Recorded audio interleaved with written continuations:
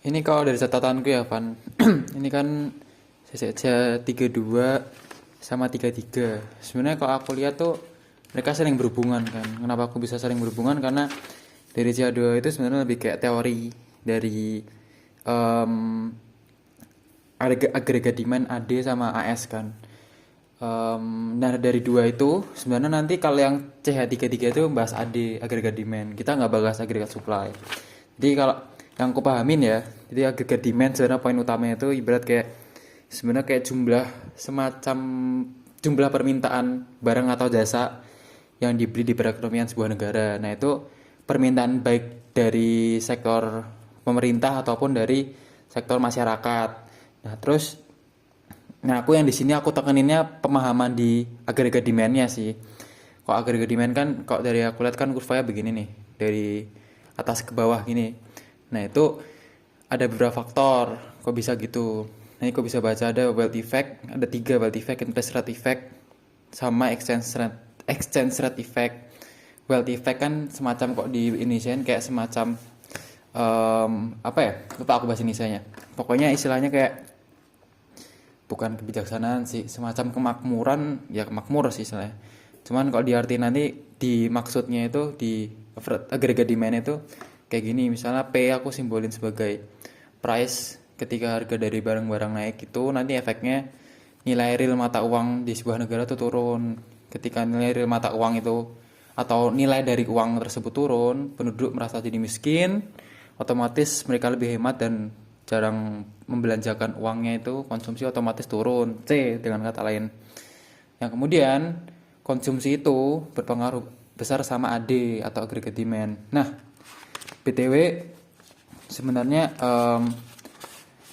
nah gini, aggregate demand itu sebenarnya yang bikin berpengaruh itu ada unsur ada consumption, investment, government sama net export. Pokoknya unsur-unsurnya inilah AD, ini GDP sama aja kayak AD sih. AD sama dengan consumption, investment, government purchase sama net export itu. Jadi kalau ketika konsumsinya turun, otomatis dengan kata lain AD-nya juga turun.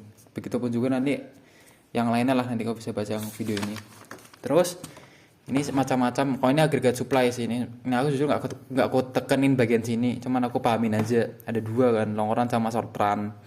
Kenapa bisa begitu? Nah ini ada di video sih sebenarnya. Nah terus, nah yang aku bilang tadi karena aku tekenin karena dua materi ini fokusnya ke agregat demand, jadi makanya aku pahaminnya di agregat demand ini. Karena nanti di CH33 tuh mereka akan bahas efek atau pengaruh dari kebijakan moneter sama fiskal terhadap agregat demand tadi. Kan ada moneter itu kan peraturan yang dibentuk dari bank sentral, sama fiskal itu yang dibentuk dari pemerintah. Kalau moneter kan ada dua, itu ada mengatur money supply sama interest rate.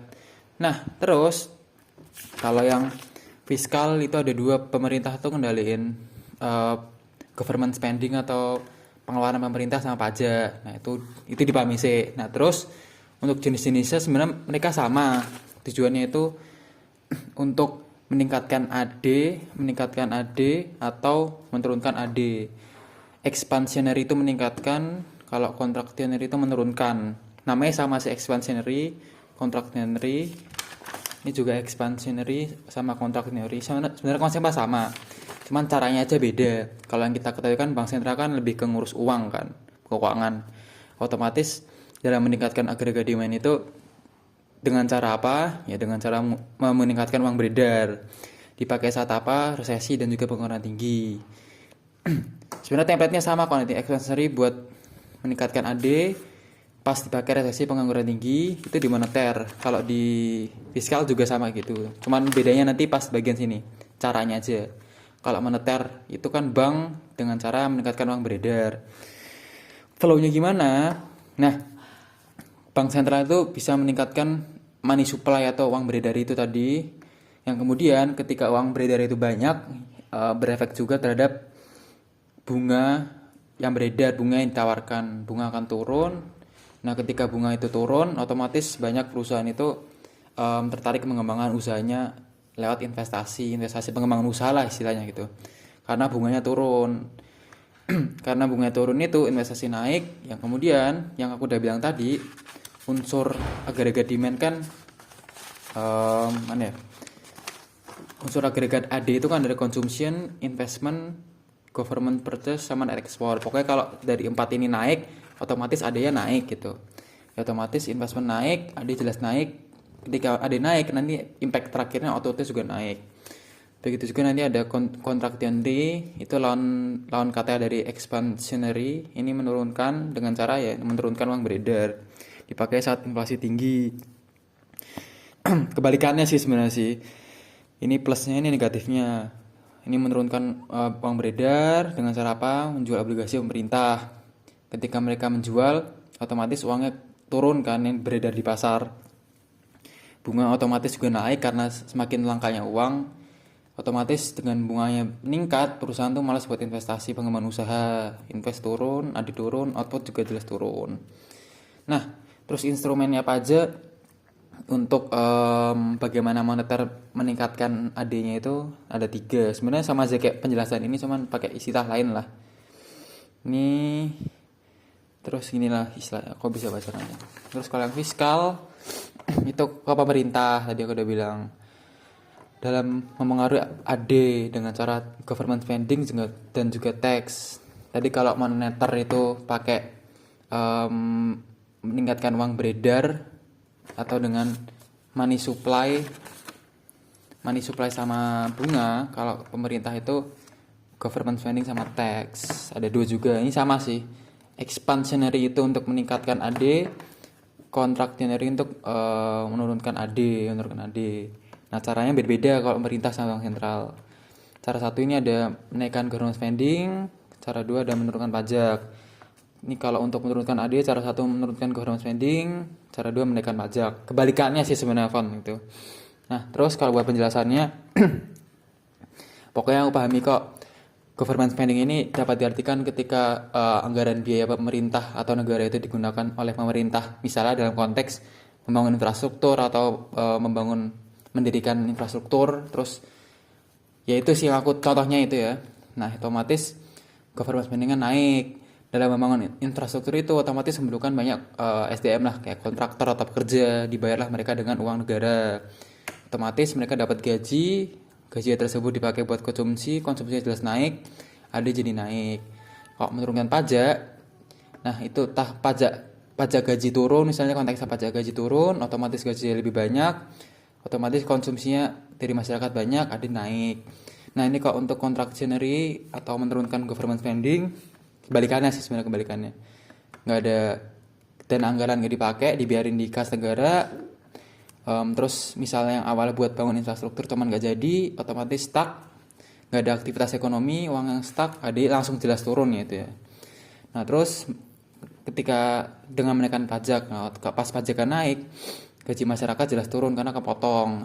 Alhasil mereka lebih hemat-hemat dan kemudian konsumsinya jelas turun, AD jadi turun. Nah, tuh. Nah, ada juga namanya istilah multiplier effect yang dapat diartikan kalau dalam pengertian gitu, efek berantai yang membuat dampak akhir GDP lebih besar daripada dampak awal. Sebenarnya kayak istilahnya kayak domino kalau istilah umumnya.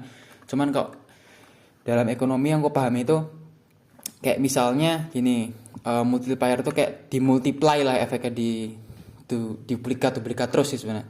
Jadi kayak misalnya konteksnya kayak pemerintah bangun infrastruktur dengan anggaran biaya 100 M gitu.